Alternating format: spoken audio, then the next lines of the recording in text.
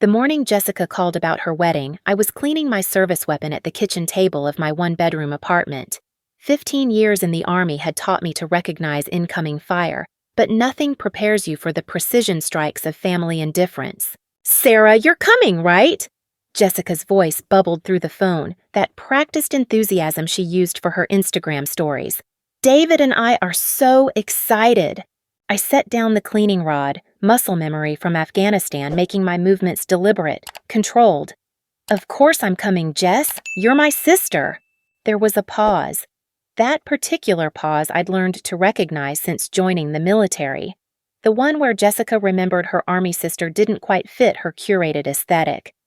"Great. So, the invitation should arrive soon. And Sarah, it's a formal event, so no uniform, got it."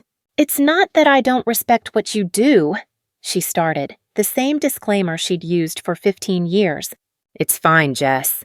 It was always fine. Everything was always fine. Growing up in the Mitchell household meant understanding your role early. Jessica was the princess, blonde, beautiful, born for the spotlight. I was the placeholder, the practice child before Mom and Dad got it right the second time. When Jessica needed ballet lessons, I gave up art school. When she wanted to study in Paris, I worked 3 jobs to help with expenses. When Dad's business struggled that year Jessica started college, I quietly sent my savings home instead of accepting MIT's scholarship. The Army recruiter found me working at a warehouse, loading trucks to pay for Jessica's sophomore year. "You're too smart for this," he'd said, watching me calculate load distributions in my head. "The Army could use someone like you." Dad's reaction when I enlisted still echoed in my memory. "You're choosing violence over education? Guns over growth? What will my business partners think?" What he meant was, "How dare you make a choice I can't control?" That was 15 years ago. 15 years of deployments, promotions, and an empty chair at every ceremony. Captain's bars earned in Kandahar, Bronze Star presented in a dusty forward operating base, Purple Heart from shrapnel that barely missed my femoral artery. All moments that happened without family witnesses. Mom sent texts sometimes, always when Dad wasn't looking. Jessica posted about her brave sister once a year on Veterans Day, carefully cropping out my face from old photos. The wedding invitation arrived 2 weeks after Jessica's call, dead last after every cousin, aunt, and family friend had already received theirs. My name was spelled wrong, Sarah, instead of Sarah, and there was no +1 line.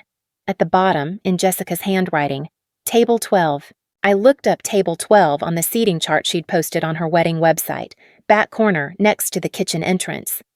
"Military Friends of Groom," the label read. Not family, not sister of the bride, just another uniform at the furthest table.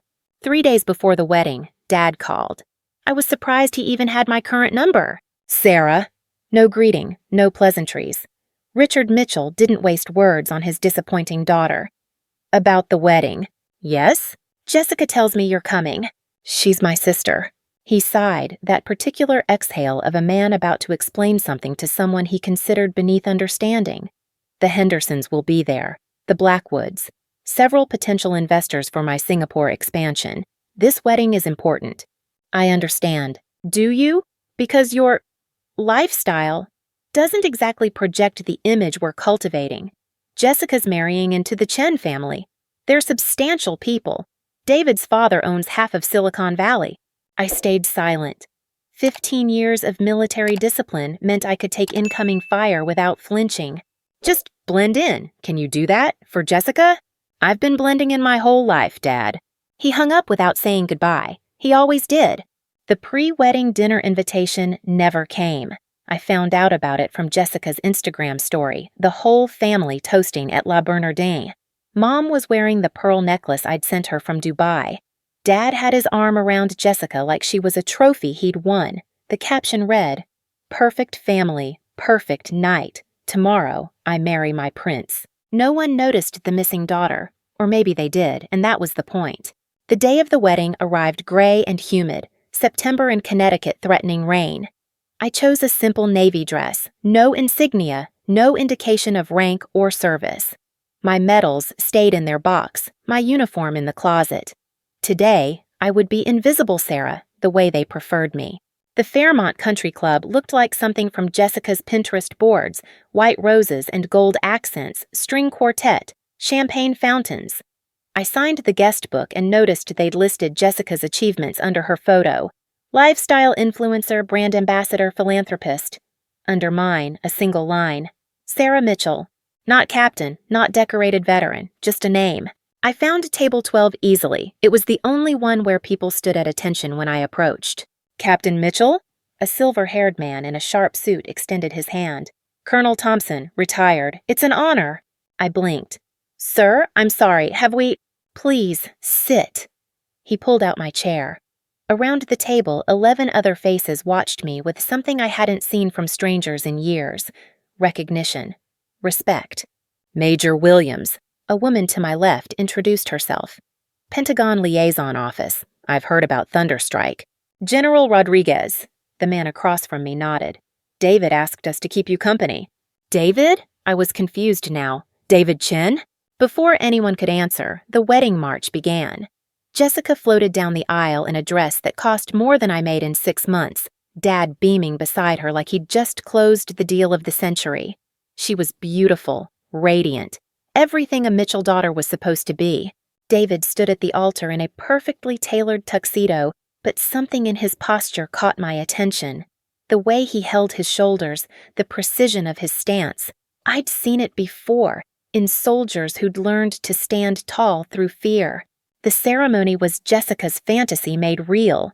When the officiant asked who gave this woman, Dad's voice boomed proud and clear. Her mother and I do. He caught the eye of every business partner, every potential investor, making sure they saw Richard Mitchell's perfect daughter marrying into Silicon Valley royalty. During the reception, as the wedding party took their seats at the head table, I noticed David's eyes searching the room until they found mine. He gave the slightest nod. Military subtle, civilian invisible. Captain, General Rodriguez leaned over during the salad course. David speaks very highly of you. David, how does he— Ladies and gentlemen! Dad's voice boomed through the microphone, cutting off my question. He stood at the head table, champagne glass raised, commanding the room like he commanded boardrooms. I want to thank you all for celebrating this perfect union of 2 perfect families. The room applauded. Dad basked in it. Jessica has always been my pride and joy, he continued, his voice carrying that CEO authority that made people lean in. From her first ballet recital to her summa cum laude graduation, from her successful lifestyle brand to now marrying into the distinguished Chen family, she represents everything the Mitchell name stands for: excellence, grace, achievement. More applause. Jessica glowed. Mom dabbed her eyes with a handkerchief. And of course, Dad's eyes found me at table 12 and his tone shifted. We're glad Sarah could make it too. A pause. That loaded pause I knew too well. For those who don't know, Sarah is Jessica's older sister. She chose a different path. He chuckled, the sound sharp as shrapnel. While Jessica was building her brand, Sarah decided to play soldier. My hands stayed steady on my lap. 15 years of training kept them from forming fists. Don't mind her. Dad gestured dismissively toward my table, his voice carrying clear across the silent room. She's just army trash, chose guns over grace, violence over vision. But hey, every family needs someone to remind them what not to become, right? The silence was deafening, 200 guests frozen, uncertain whether to laugh or look away. At the head table, Jessica studied her champagne glass. Mom stared at her plate. Then David Chen stood up. The motion was sharp, military precise. His chair scraped against the floor like a gunshot. Attention! The command voice erupted from the groom with such force that glasses rattled. At table 12, 11 decorated officers shot to their feet in perfect synchronization. The movement so sudden, several guests gasped. David's transformation was instant, from Silicon Valley son-in-law to something harder, forged in different fires. His eyes locked onto my father with the 1,000-yard stare I'd seen in combat veterans. Sir, David's voice could have cut steel. Permission to correct the record?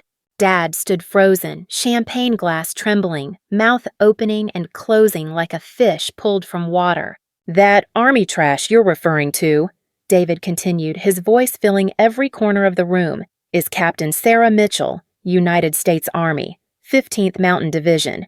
He took a step forward. The whole room seemed to lean back. 5 years ago, I was Lieutenant Chen, fresh out of West Point, cocky, convinced I knew everything. First deployment, Kandahar Province. 48 hours in country, my convoy hit an IED. The room had stopped breathing. 12 of us trapped in a kill box, Taliban fighters on 3 sides. Air support 20 minutes out. We should have died that day. Every tactical assessment, every combat projection said we would die that day. David's eyes never left my father's increasingly pale face. Then Captain Mitchell arrived. 1 Humvee, 4 soldiers against 60 hostiles. She could have waited for backup. Should have waited. Instead, she drove straight into the ambush. At table 12, Colonel Thompson spoke into the silence. Bronze Star with Valor device. Highest decoration for heroism short of the Medal of Honor. She took shrapnel in 3 places, David continued. Kept fighting. Drew their fire so we could move to cover. When Private Morrison got hit, she ran through open ground to drag him to safety. Purple Heart, Major Williams added quietly, still has metal in her shoulder. 13 soldiers went home to their families because of Captain Mitchell. David's voice rose. 13 families didn't get folded flags because that army trash decided our lives mattered more than her own. General Rodriguez stood slowly, his voice carrying decades of command. I've served 40 years, commanded thousands. Captain Mitchell is the finest officer I've ever had the privilege to know. She's been nominated for the Silver Star, turned down a Pentagon position 3 times because she wanted to stay with her soldiers. Your daughter, Mr. Mitchell, is a hero. The champagne glass slipped from my father's hand. The crystal shattered against the floor in the absolute silence, the sound echoing like a final judgment. Dad's face had gone from red to white to gray, his mouth moving soundlessly as his carefully constructed world collapsed around him. At the head table, Jessica had risen from her chair, tears streaming down her perfectly contoured cheeks. Sarah, her voice broke. Is this true? I stood slowly, matching David's military bearing. It was my job, Jess. Your job? Dad finally found his voice, though it came out strangled. You never said. You never asked. The words were quiet but carried to every corner of the room. 15 years, Dad. 15 years of service, 3 deployments, 2 Purple Hearts, 5 commendation medals. You never once asked. The silence stretched until Colonel Thompson raised his glass, his voice cutting through the frozen air with military precision. To Captain Mitchell, who never needed recognition but always deserved it. To Captain Mitchell! The response thundered from table 12 as 11 officers stood in perfect unity, their voices trained to carry across battlefields now filling a country club ballroom. Around the room, guests began rising uncertainly, then with growing conviction. A Marine at table 8 snapped to attention. An elderly man wearing a veteran's pin stood ramrod straight. Even the catering staff, 2 with military haircuts, set down their trays and raised water glasses. Jessica pushed past chairs and flower arrangements, her designer heels clicking rapid staccato on the marble floor. She threw herself at me, wedding dress be damned, sobbing into my shoulder with the abandon of the little girl who used to crawl into my bed during thunderstorms. I'm so sorry, she gasped between sobs. Sarah, I'm so sorry. David told me. He told me you were special, that you'd saved him, but I didn't. I thought he meant metaphorically, like you'd given him advice or something. I didn't know you literally saved his life. I held my sister, feeling her shake with the kind of raw emotion her Instagram followers never saw. It's okay, Jess. No, it's not! She pulled back, mascara streaming down her face, her perfect wedding makeup destroyed. Do you know what I told people when they asked about you? I said you were finding yourself, like you were some kind of failure who couldn't make it in the real world. God, Sarah, you were saving lives while I was posting about handbags. David appeared beside us, his hand finding Jessica's waist with practiced comfort. Up close, I could see the thin scar along his jawline, shrapnel from that day in Kandahar. I wanted to tell you everything, he said to Jessica, though his eyes stayed on me. But Captain Mitchell deserves to be recognized for who she is, not because I ordered it. I knew once you really saw her, you'd understand. Understand? Jessica whirled on him. My sister is a hero, and I seated her by the kitchen. I told the wedding planner she might embarrass us. She turned back to me, fresh tears falling. That's why you're at table 12, isn't it? I segregated you. I literally segregated my own sister because I was ashamed of something I should have been proud of. Behind us, I could hear the ripple of conversations spreading through the reception like intel through a forward operating base. General Rodriguez was explaining Operation Thunderstrike to a cluster of Dad's business partners. Major Williams was showing photos on her phone to Mom, who had walked over on unsteady legs, her face pale with dawning realization. Sarah, honey. Mom reached out tentatively, as if afraid I might disappear. These people, they all know you? We know of her, General Rodriguez corrected firmly. Captain Mitchell's actions in Afghanistan are studied at West Point now. There's a tactical maneuver named after her, the Mitchell Break. It's taught as an example of calculated sacrifice and small unit leadership under extreme duress. Mom's hand went to her mouth. My baby did that? Your daughter, Colonel Thompson interjected. His tone pointed as he glanced at my father's empty spot at the head table, has saved more lives than most surgeons. She's protected more families than most police officers. She's sacrificed more for strangers than most people do for loved ones. Dad hadn't moved from his position at the head table, standing alone now as even Mom had abandoned him. His face cycled through emotions like a malfunctioning display. Shock, anger, confusion, and something that might have been shame if Richard Mitchell knew how to feel it. Finally, he walked over, his gait unsteady, his CEO swagger completely vanished. He stopped 3 feet away, maintaining the same distance he'd kept for 15 years. You never told me, he said accusingly, grasping for familiar ground where he could still be right, where I could still be wrong. I tried, I replied simply. Every promotion ceremony, every medal ceremony, every homecoming. You were always too busy, or it wasn't convenient, or Jessica had something more important happening. But this, he gestured vaguely at the officers, at David, at the whole situation. This is significant. This is marketable, I suggested quietly. Good for your image? The kind of achievement you could brag about to the Hendersons and Blackwoods? His face flushed. That's not what I meant. Isn't it? I met his eyes steadily. For 15 years, you've been ashamed of me. Not because I failed, but because I succeeded at something you couldn't control or understand. Now that you know my success has currency in your world, suddenly it matters. Mr. Mitchell! General Rodriguez stepped forward, his presence commanding despite his retirement. Do you know what your daughter gave up to serve? She was accepted to MIT, full scholarship. She could have been anything. Engineer, scientist, tech CEO like your friend Chen. Instead, she chose to stand between danger and democracy, and she never once complained that her family didn't support that choice.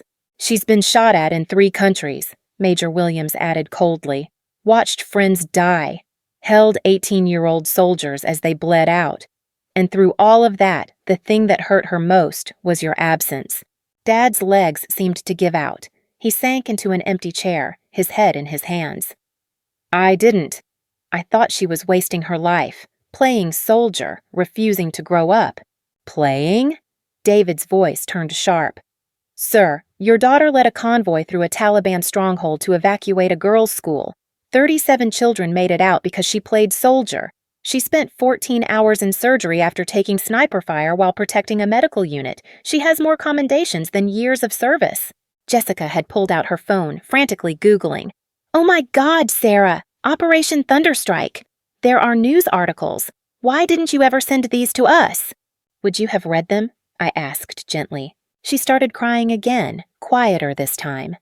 No, probably not. I would have thought you were bragging or making me look bad.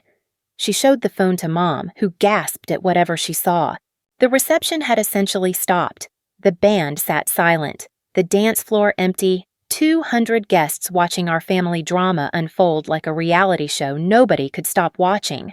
Captain Mitchell, David raised his voice to address the room. 5 years ago, you gave me a second chance at life.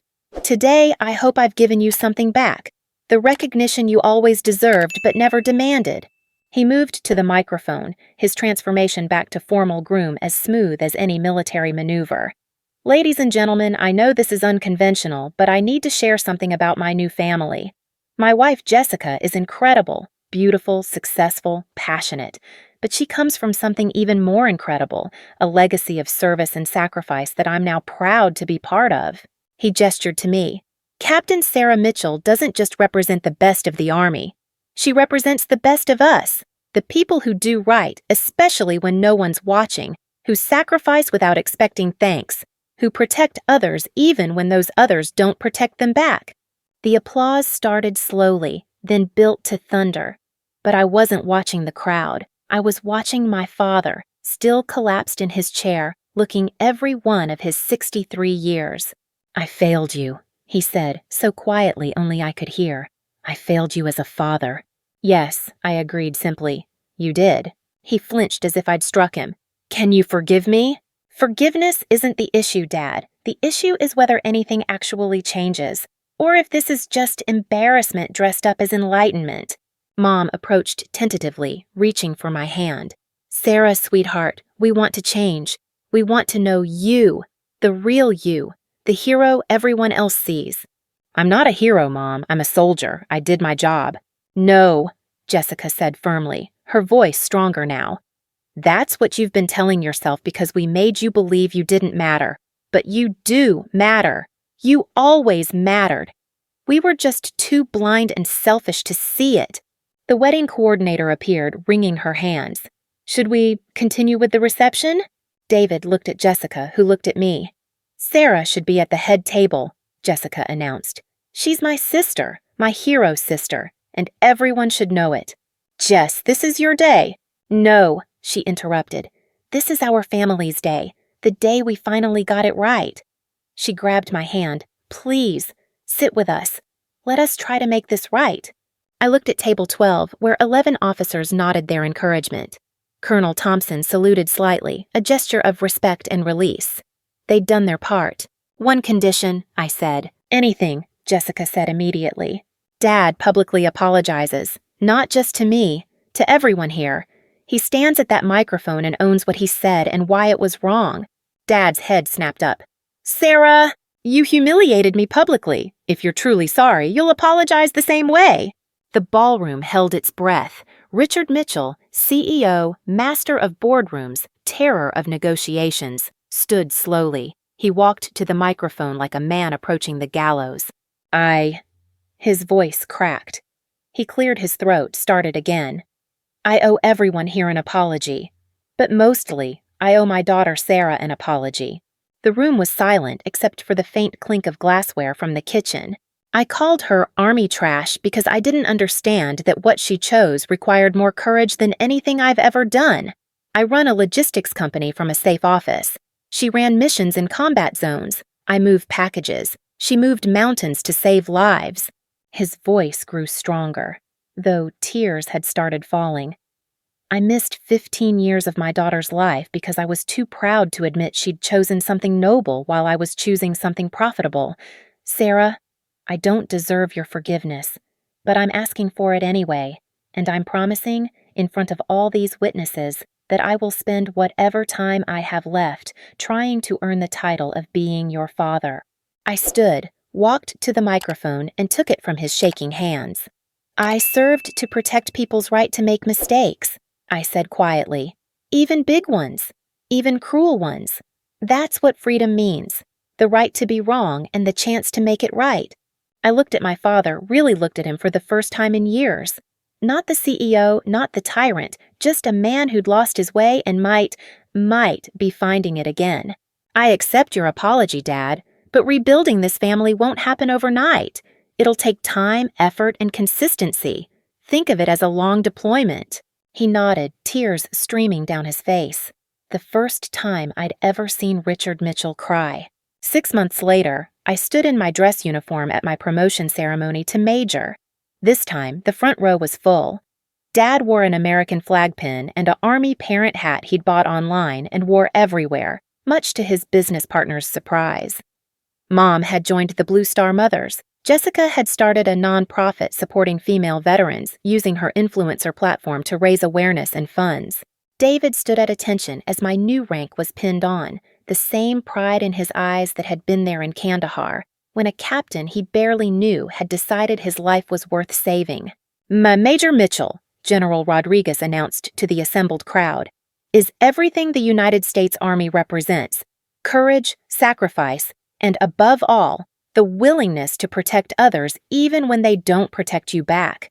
After the ceremony, as cameras flashed and congratulations flowed, Dad pulled me aside. On his desk at home, I'd noticed, sat a framed photo, not of Jessica's wedding or his business achievements, but of me in Afghanistan, dirty and exhausted but smiling with my unit. "I've been reading about PTSD," he said quietly, "about what soldiers go through. If you ever need to talk—" "I know, Dad. I'm proud of you," he said, the words still new and uncertain in his mouth. "I should have said it 15 years ago, but I'm saying it now. You're my hero, Sarah. You always were. I was just too stupid to see it." A year after the wedding, Jessica's documentary about female veterans premiered. The first interview was with me, the title card reading, Major Sarah Mitchell, Sister, Soldier, Savior. But the last words of the film were Jessica's. "Some heroes wear capes, some wear crowns. Mine wears combat boots and taught me that the greatest strength isn't in never falling, it's in helping others stand, even when they're the ones who knocked you down." The screening was at Dad's country club. The same room where he'd called me trash now held 200 people watching my story. Dad sat in the front row, openly weeping as the documentary detailed operations I'd never been able to tell him about. When the lights came up, he stood and started clapping. Alone at first, then joined by everyone else, the standing ovation lasting long enough that Jessica joke whispered, "Show off." But I wasn't looking at the crowd. I was looking at my family. Imperfect, complicated, sometimes cruel, but finally mine. David had been wrong that day at the wedding. He hadn't given me recognition. He'd given me something better, the chance for my family to see who I really was. Not army trash, not the family disappointment. Just Sarah Mitchell, who learned in the mountains of Afghanistan that sometimes the greatest victory isn't in defeating your enemies. It's in teaching them they were never your enemies at all. The next day, a package arrived at my apartment. Inside was a shadow box containing all my medals and commendations, professionally mounted. The plaque at the bottom read, "Major Sarah Mitchell, our hero, our daughter, our pride. Love, Mom and Dad." For the first time in 15 years, I called him. "Thanks, Dad. It should have been done years ago," he said quietly. "Everything should have been done years ago. Better late than never. Sarah, I love you. I've always loved you. I just forgot that love means supporting someone's choices, not controlling them. I love you too, Dad. And for the first time since I was 18 years old, I meant it.